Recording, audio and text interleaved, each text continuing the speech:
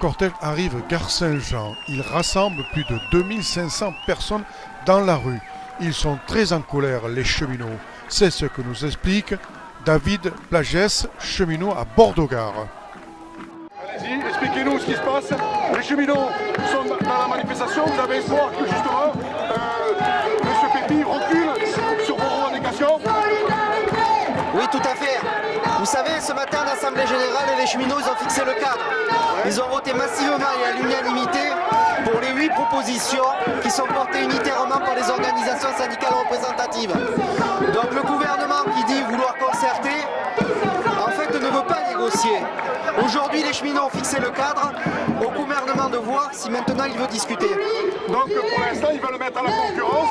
Ça risque de vous porter un peu de préjudice s'ils mettent le ferroviaire à la concurrence.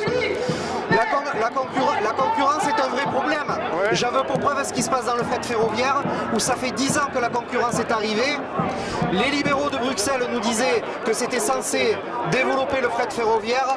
Or, depuis l'ouverture à la concurrence, par une seule tonne n'est passé du bus sur le rail, mais tout l'inverse. D'accord. La ministre ce matin a parlé dans l'émission de Jacques Bourdin.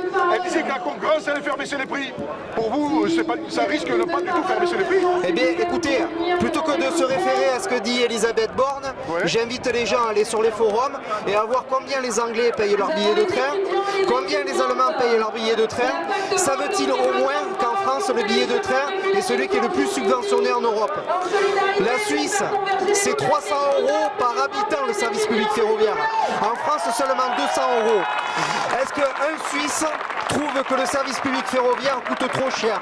Non, parce qu'avec l'argent qui est mis, ils ont des trains qui arrivent à l'heure et dans de bonnes conditions. Et c'est un vecteur économique. Donc vous demandez à l'ensemble que vos revendications sont entendues et faire reculer ce gouvernement devant vos propositions, enfin devant ce qu'ils veulent faire. On veut que les mobilités du 21e siècle soient principalement ferroviaires, c'est un besoin écologique. Mais un service public, ça se paye. Et c'est pas demain, en enlevant de manière populiste le statut des cheminots, dans une boîte qui vient d'enregistrer 1,330 milliard d'euros de bénéfices, qu'on fera du service public ferroviaire. Ce n'est pas vrai. Est-ce qu'une partie de ce bénéfice ne pourrait pas payer la dette de la CNCF, une petite partie de ce bénéfice?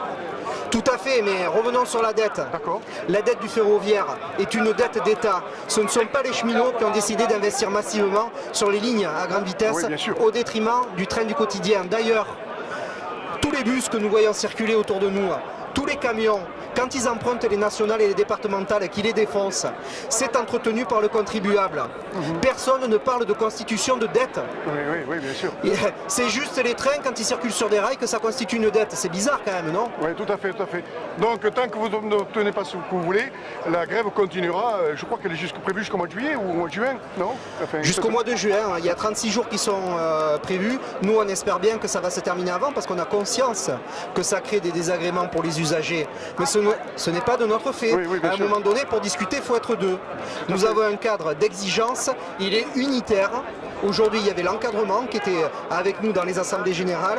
Je crois que ce gouvernement a tout intérêt à discuter dans l'intérêt des usagers et dans l'intérêt du service public ferroviaire. Donc les convergences des luttes doivent véritablement se mettre en place pour véritablement mettre en place toutes les luttes. Écoutez, je pense qu'il y a plusieurs sujets. Le premier, sur la convergence des luttes, nous paraît très important chez nous à la CGT. Mais nous sommes là aujourd'hui principalement pour défendre le service public ferroviaire. Mais il est clair que Macron, depuis qu'il est arrivé, a su fédérer les mécontentements contre lui tellement sa politique est injuste. Bon, mais super, votre nom c'est? David Plagès. Monsieur Plagès, merci Monsieur David Plagès. Merci à vous.